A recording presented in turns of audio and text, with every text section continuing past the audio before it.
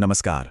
कभी market charts को देखकर लगता है ना कि ये सब क्या हो रहा है, एकदम रैंडम, कोई सिर पैर नहीं। पर सोचिए, अगर मैं कहूं कि इस केओस में, इन उतार चढ़ाव में एक हिडन पैटर्न है। जी हां, आज हम इसी ट्रेडिंग रेंज के कॉन्सेप्ट को समझेंगे और देखेंगे कि ये मार्केट के छुपे हुए स्ट्रक्चर को कैसे सामने लाता है।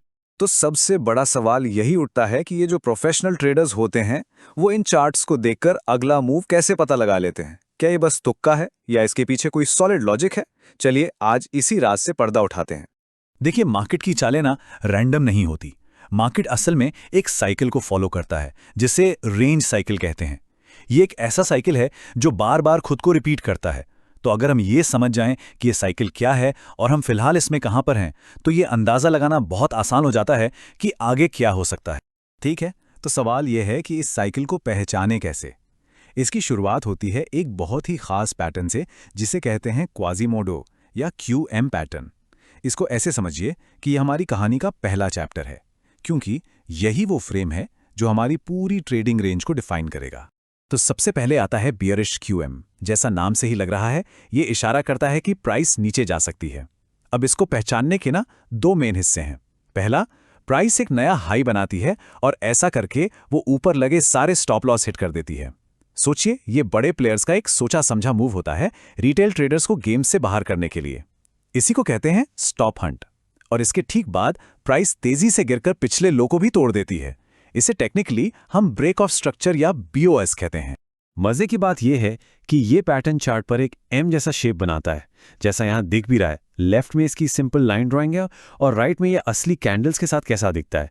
ऊपर की तरफ स्टॉप हंट और फिर नीचे स्ट्रक्चर का ब्रेक, एकदम क्लियर। और अब सिक्के का दूसरा पहलू, बुलिश क्यूएम। ये बेरिश क्यूएम का ठीक उल्टा है और हमें यह बताता है कि कीमत अब ऊपर जा सकती है। यहां क्या होता है, प्राइस पहले नीचे की तरफ एक स्टॉप हंट करती है, रिटेल स्टॉप्स को बाहर निकालती है और फिर घूमकर ऊपर की तरफ एक ब्रेक ऑफ स्ट्रक्चर बना देती है। और ये वाला पैटर्न बनाता है एक साफ डब्ल्यू शेप। फिर से देखिए, लेफ्ट में ड्राइंग और राइट में असली चार्ट। प्राइस पिछले लो के नीचे जाती है, स्टॉप्स को निकालती है और फिर तेजी से ऊपर आकर पिछले हाई को भी पार कर जाती है। ये एक क्लासिक बुलिश क्यूएम की पहचान है। चलिए अब आगे बढ़ते हैं। ये जो क्यूएम पैटर्न्स हैं, ये सिर्फ शेप्स नहीं है। असल में ये हमारी ट्रेडिंग रेंज के लिए बाउंड्री लाइन खींचते हैं। मतलब ये हमारे स्टार्टिंग और एंडिंग पॉइंट्स को सेट करते हैं।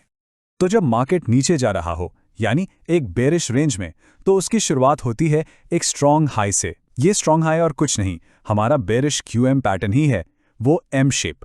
और ये रेंज पूरी तब मानी जाती है जब नीचे की तरफ एक वीक लो बन जाता है, जो कि हमारा बुलिश क्यूएम पैटर्न यानी डब्ल्यू शेप होता है। यहां इसे एक्शन में देखते हैं।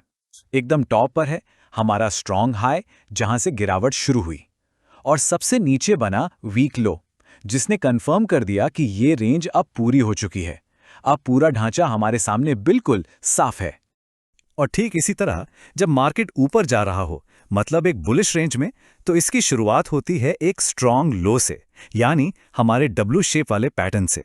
और ये रेंज कंफर्म होती है जब ऊपर एक वीक हाई बन जाता है, जो कि हमारा एम शेप पैटर्न है। इस चार्ट पर देखिए, सबसे नीचे स्ट्रॉन्ग लो ने रेंज को शुरू किया और ऊपर वीक हाई बनने पर यह रेंज कंफर्म हो गई। तो अब हमारे पास ट्रेड करने के लिए एक डिफाइंड एरिया है, एक क्लियर खेल का मैदान। तो अब जब हमारे पास बाउंड्रीज हैं, तो अगला सवाल क्या है? यही कि मार्केट इस रेंज के अंदर आखिर कर क्या रहा है। जवाब एक शब्द में है, लिक्विडिटी। इसे मार्केट का फ्यूल या पेट्रोल समझिए। हमारी रेंज के इन स्ट्रॉन्ग और वीक पॉइंट्स का एक और बहुत जरूरी नाम है, एक ऐसा नाम जो मार्केट के असली इरादे को बताता है। ये सिर्फ मार्कर नहीं है, ये एक तरह के मैग्नेट हैं। इसे कहते हैं एक्सटर्नल रेंज लिक्विडिटी या ईआरएल। इसे ऐसे समझिए कि ये उन सारे स्टॉप लॉस ऑर्डर्स का एक बहुत बड़ा पूल है जो रेंज के बाहर पड़े हैं। मार्केट का अल्टीमेट टारगेट हमेशा रेंज के वीक वाले एंड पर पड़ी इसी लिक्विडिटी को लेना होता है। तो एक बेरिश रेंज में जो एक स्ट्रॉन्ग हाई से शुरू हुई थी, फाइनल टारगेट क्या होगा?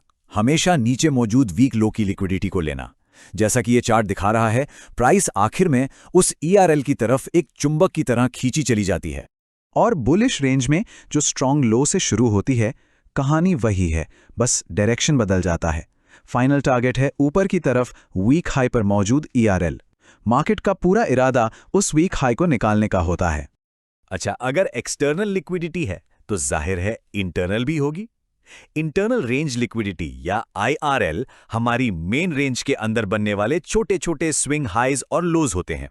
इन्हें ERL तक की जर्नी में छोटे छोटे स्टॉप्स की तरह सोच सकते हैं। यहाँ दोनों तरह की रेंज में IRL के उदाहरण हैं।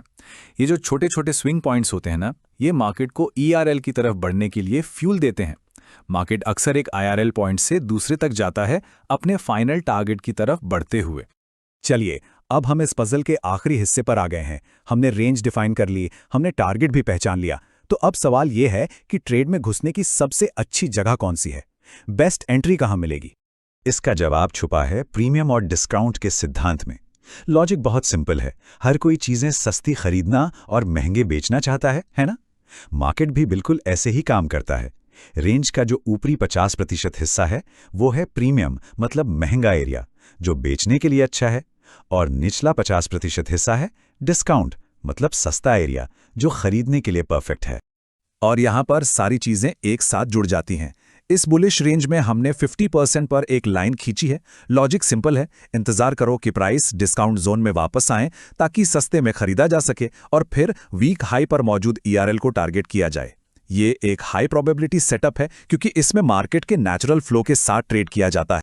तो चलिए इस पूरी स्ट्रैटेजी को 4 सिंपल स्टेप्स में समेटते हैं। स्टेप 1, QM पैटर्न से रेंज की शुरुआत को ढूंढें। स्टेप 2, स्ट्रॉन्ग और वीक पॉइंट्स के साथ अपनी बाउंड्रीज बनाएं।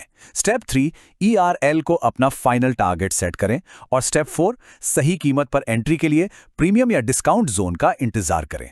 तो अब जब मार्केट की इस छुपी हुई भाषा को समझने की एक चाबी मिल गई है, तो असली सवाल यह है, जब अगली बार चार्ट्स पर नजर जाएगी तो क्या ये पैटर्न्स दिखाई देंगे? अगली ट्रेडिंग रेंज कहां से शुरू होती हुई दिख सकती है? ये एक ऐसा सवाल है जो हमेशा के लिए मार्केट को देखने का नजरिया बदल सकता है।